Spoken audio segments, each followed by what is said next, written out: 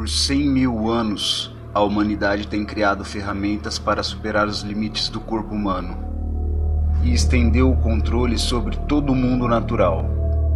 Mas a humanidade esbarrou em um tipo de poder superior.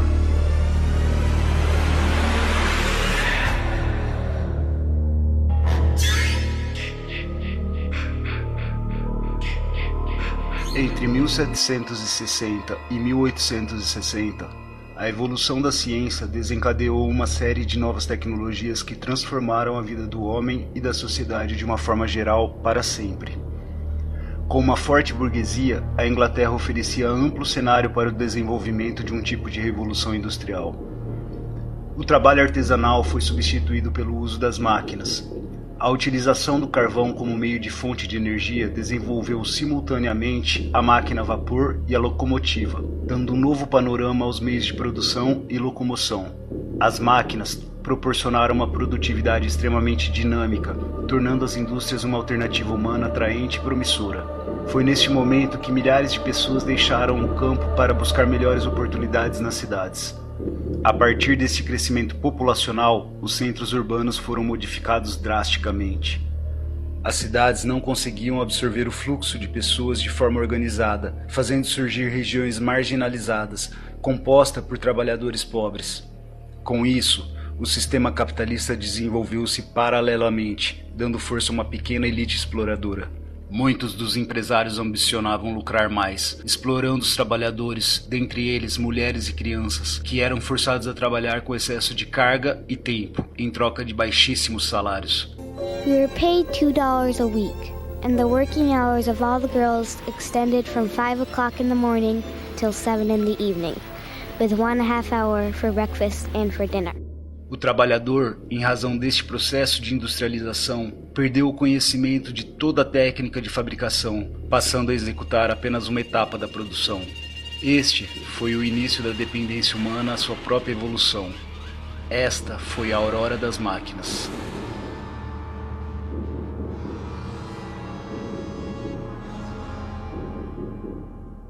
Já entre os anos de 1860 e 1900, esse desenvolvimento se estendeu para países como Alemanha, França, Rússia e Itália.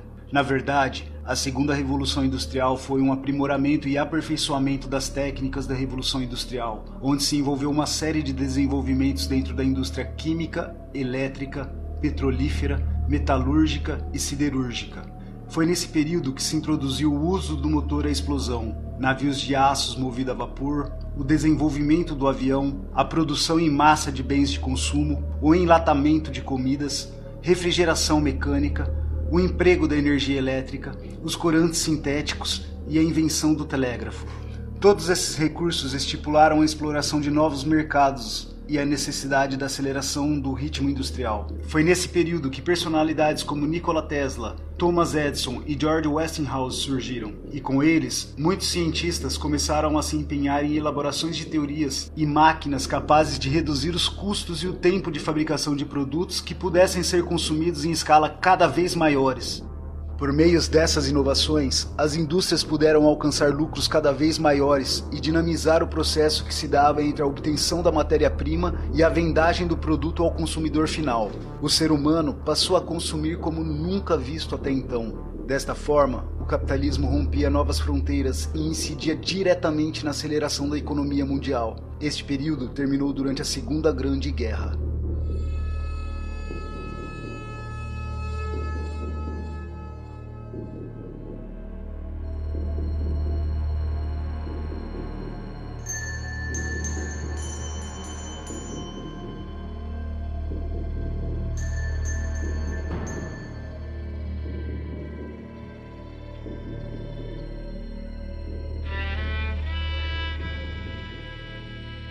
Esta etapa foi a consolidação do capitalismo em âmbito mundial, pois todas as inovações estão voltadas para o mercado.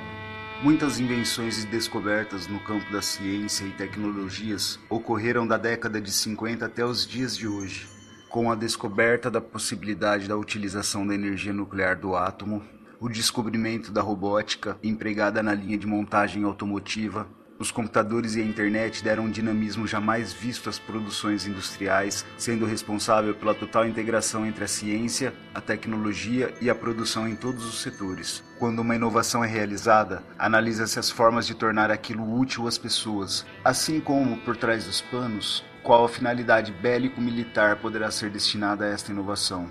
Esse processo também foi o responsável pela instrumentalização da economia financeira mundial, sendo controladas por um pequeno grupo de pessoas que regiam os momentos de tais inovações chegarem a público, retendo assim para si parte significativa das inovações a que patrocinamos direta e indiretamente por um longo período de tempo. Dessa forma, como consequência desse avanço, tivemos a consolidação do sistema capitalista financeiro, a formação e expansão de empresas multinacionais e a terceirização da economia, que teve como causa uma significativa substituição do homem pela máquina.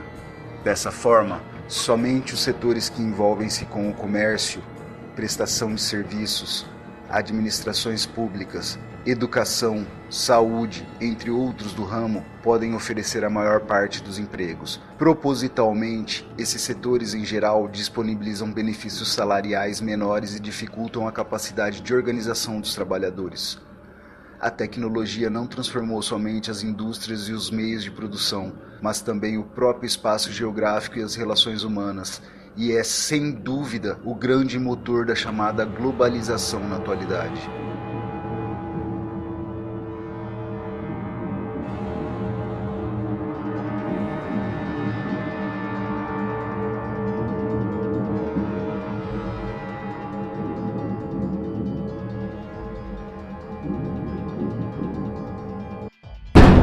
Isaac Asimov foi um escritor de ficção científica que, há 100 anos, visionou a evolução humana rumo à tecnologia e afunilou seu pensamento na robótica, de forma muito clara. Naquela época, ele viu a necessidade de imposição de regras para que as máquinas não pudessem ultrapassar as ordens humanas, em sua óbvia evolução acelerada em relação ao seu criador. Para que fossem dirigidos os comportamentos dos robôs, ele normatizou o que? 1. Uma máquina não poderia ferir um ser humano ou, por omissão, permitir que o ser humano sofra algum mal. 2. Um robô deve obedecer às ordens que lhe sejam dadas por seres humanos, exceto em casos em que tais ordens entrem em conflitos com a primeira lei.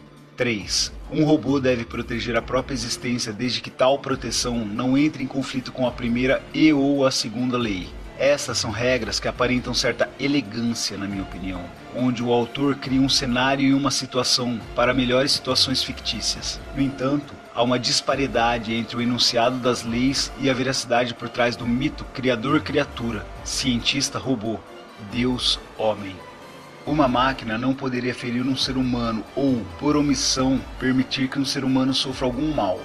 Mas, e se dois seres humanos estão agredindo-se mutuamente, qual a decisão que a máquina irá tomar? Agora, se dois seres humanos estão atentando contra a vida um do outro e a máquina tenta intervir, qual seria a atitude do robô quando dois seres humanos estão causando conflito em sua primeira lei e ameaçando a sua segunda e terceira lei? Como palavras ditas em um conto fictício, onde a necessidade de absorção se dá apenas para aquela situação não existente, isso pode funcionar. Agora, vamos aplicar essa situação em um mundo onde países como os Estados Unidos possuem uma arma para cada cidadão, seja homem ou mulher, adulto ou criança. Eis o cenário onde a máquina irá tomar a maior parte dos empregos dessas pessoas para a economia do empreendedor. E cada desempregado desses estará em plena necessidade de sobrevivência, armado e sem comida. O que se pode imaginar de um cenário desses? Imagine esse cenário em países como o Brasil, onde o governo faz uma propaganda imprudente de liberação de armas de uma forma inconsequente para uma população sem consciência e sem noção do valor da vida. A visão não é nada boa. E com a indústria 4.0, todos esses rambos armados até os dentes estarão sem empregos e passando por necessidades jamais vistas, como o próprio Messias já profetizou. E promover uma educação que prepare nossa juventude para os desafios da quarta revolução industrial, buscando, pelo conhecimento, reduzir a pobreza e a miséria.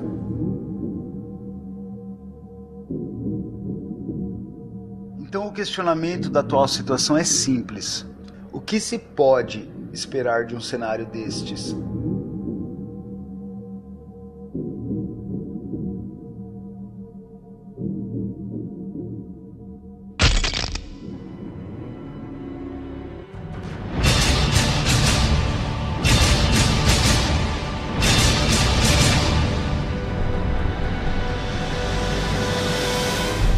Hasta la vista, baby.